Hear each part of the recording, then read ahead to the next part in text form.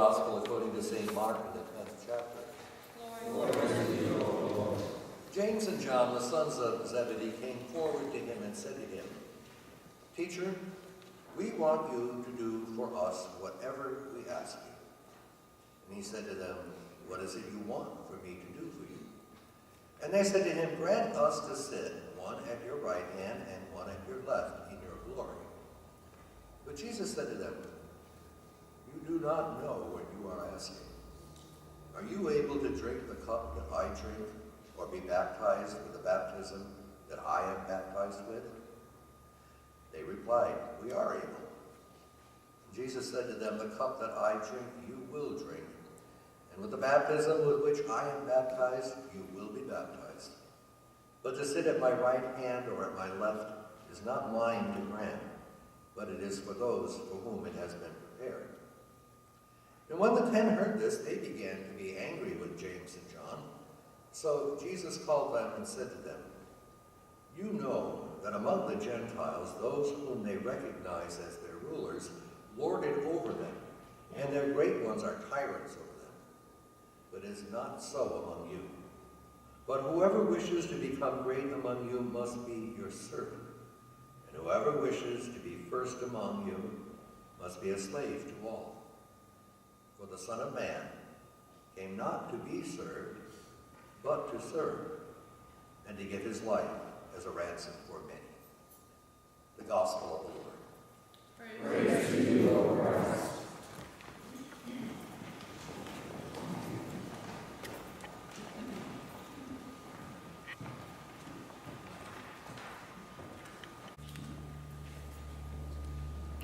There are children that may go to their separate class this morning.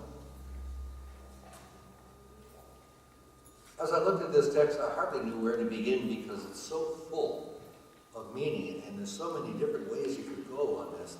I think it's probably good, as we heard it, to kind of go back into Mark's Gospel, because this is the third time that Jesus has talked to them about how the Messiah is going to suffer.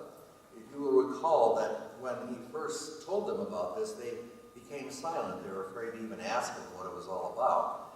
And then the second time when he talks about it, Peter rebukes him and says, "Oh, no, you've got it all wrong."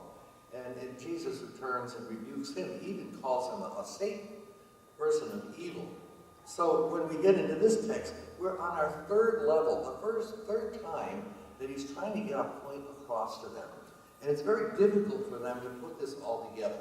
The concept of Messiah in their own minds is so radically different than what Jesus is proposing to these disciples at this moment. And so therefore it's almost totally ironic that James and John, after hearing this twice before, come boldly up, and don't you just love the way they ask? "We want you to do whatever we ask you to do." Are we dealing with teenagers here? And they're so blatant about it, so open about it, so arrogant about it. "We want you to do whatever we ask you." And Jesus looks at them and says, "Well, this is interesting." And he says, "Well, okay, but you're not really knowing what you're asking for. You really don't understand what you're saying." And so he asks them, "Are you able to drink the cup that I drink, or be baptized with the baptism that I am baptized?" And they reply 3 words, "We are able." Yep. No problem here. I've often wondered if those disciples were women, if it would have been different. They might have said yes, but I think they would have thought it over a little first. But guys have to be macho. They have to be filled with bravado. "Oh yeah, sure. We can do this, no problem, absolutely." And Jesus says to them, "The cup I drink, you will drink." And that's very interesting, because in these 2 disciples, James and John, it'll only be about 25 years later when James is killed and becomes the second martyr of that young church after the first martyr, Stephen. But they didn't know it at the time. They didn't understand it. And then he goes on to talk about what it is to really be a servant. But before they do, guess what? The other 10 overhear it, and they're angry. Now, what are they angry about is the real question. Are they angry that these two beat them to the punch? That in reality, they would have liked to have been on the left and the right hand of Jesus in his kingdom? Or all of a sudden did they realize, hey, among the 12, we got these two guys who want to be top dogs. And so they're going to lord it over us, yes. Nothing like leaders rising to the top, is there? It's almost like we're in a year of inaugurating or getting the Republicans and the Democrats to get their best guys forward, or best woman, whatever that may be. And so there's all kinds of things going on politically right now. Who's the better person? Who has the more strength? Who can do the most? Bring us back to our former glory. Our presidency is almost messianic, isn't it? Wanted to be top dog. Doesn't quite fit in what Jesus is talking about today. And so, well, amongst all of these 12, now they've got a bitter argument going on. 10 are angry, 2 are always embarrassed because they got found out. Nothing worse than to be found out at this moment. And so here comes all of this, and Jesus says to them, you know that among the Gentiles, that's all the ruling class out there in Rome, they recognize their rulers as Lord over them, and the great ones are tyrants over them. That's how the world works, says Jesus to the disciples. But he says, among you, anyone who wants to be great among you must first be your servant. Servanthood. That's the tough one, isn't it? Servanthood. Whoever wishes to be first among you must be a slave to all. It sounds kind of like parenting to me. When you become a slave to your kids. And that's true in a way, isn't it? I never realized this until one day I was at a stoplight. There was a car in front of me. It was a woman driver, and the bumper sticker on the back of her car says, I love my rotten, ungrateful kids. Isn't that how you feel sometimes? Like you've been sold into slavery to these kids, demanding. We want to be first, yes. Isn't that what you're hearing in James and John? This almost attitude of adolescence that's not quite getting the whole thing. And when you look at this whole text and what's going on, you realize here's this bunch of 12, and they're not getting it, they're not understanding it. They don't get it. And isn't that true? Isn't that true? When kids grow up and finally have kids of their own and they say, now I get it, Dad, now I get it, Mom. I didn't understand it until now. I remember that my daughter getting her kids into line when they're misbehaving. And then she says to me, God, I don't like to do that, it hurts. And I said, really, tell me all about it. You were there once. But that's the way life works. And we have to learn about what servanthood really is about. And sometimes that servanthood is this hardest when we have to practice it within our own family. When we have to practice it even within our own congregation. We're so familiar with each other. And we see each other so often we kind of define each other as where we belong, where we should be. And that idea of servanthood really takes second class until we realize that we are, to each other, the real servants of the world.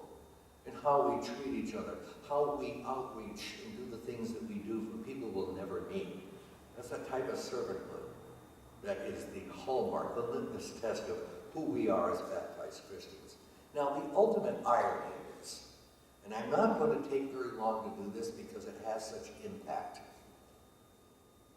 James and John want to be at the left and the right hand of Jesus in his kingdom, right? So far, so good? And then we say that the ultimate servanthood of Jesus is found when he's nailed to the cross. That's the ultimate servanthood, is it not? Is it not when you give your life for other people as the example of what servanthood should be about? Now, the clincher, the irony of all of this story concerning James and John is this. At that time of crucifixion, they're not there. Guess who is there on the right and the left hand of Jesus? Do you recall? Thieves dying on either side of Jesus. It is the ultimate example of what Christ was all about and what they just couldn't get and understand.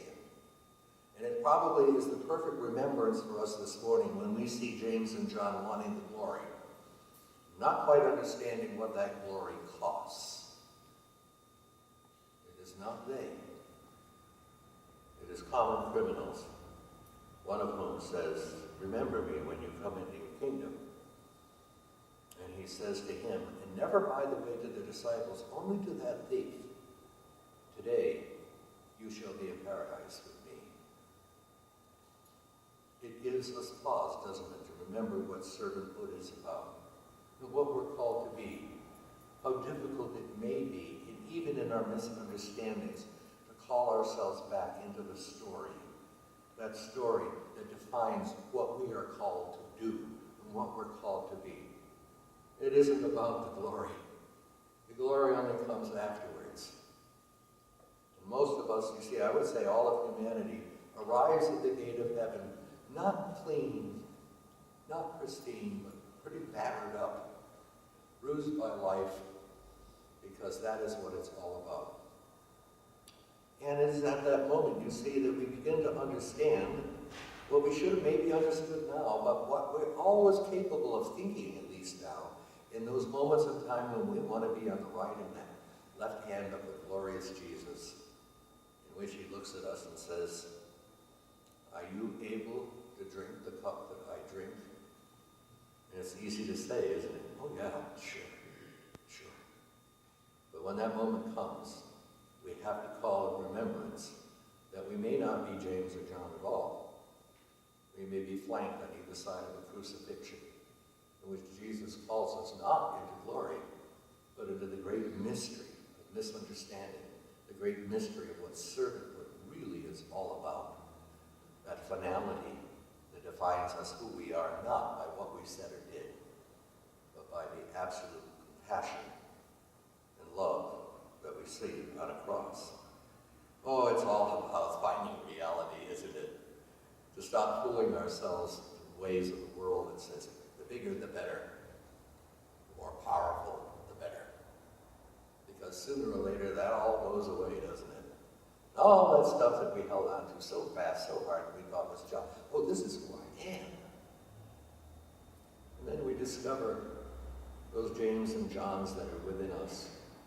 Finally, the final analysis becomes thieves on the cross, looking at Jesus and saying, "Remember me when you come into your kingdom." And if there's anything good about that, you see, there is the words of Jesus' response. "Today I promise you, you shall be with me in paradise." So, when it all hits hard, when it's tough to love the people you ought to live, when it's not easy to embrace the lives of other people who may be different from us, that has to be the remembrance, you see, of these are the people that Jesus died for. Unlikely as they may seem, they are the people that Jesus did die for, and if had to, would do it all over again. Not just you, but for everybody else. And that is the wonderful story of the gospel. That is the grandeur that when we least expect God to be compassionate, that is the moment when it comes through beyond anything we could have ever imagined. So there you got it, James and John. We want to be at your left and your right. Yes, we want you to do whatever we ask you. And isn't that the arrogance of human nature sometimes? It's a tough one to overcome. But the reality is, this one great story, he teaches, and he says it so clearly, it is not to be so among you. If you want to be great, you've got to be a servant. Whoever wishes to be first, you've got to be the slave to all. For many of the Son of Man came not to serve, to be served, but to serve. He didn't come to be served. He came to serve. Now, if you don't think that's true, in a few minutes, you're going to be served.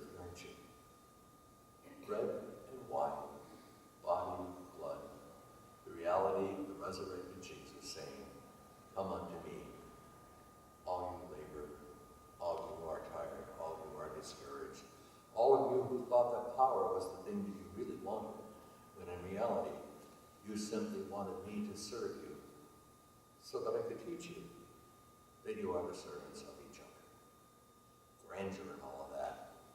Maybe a little bit of a hidden secret.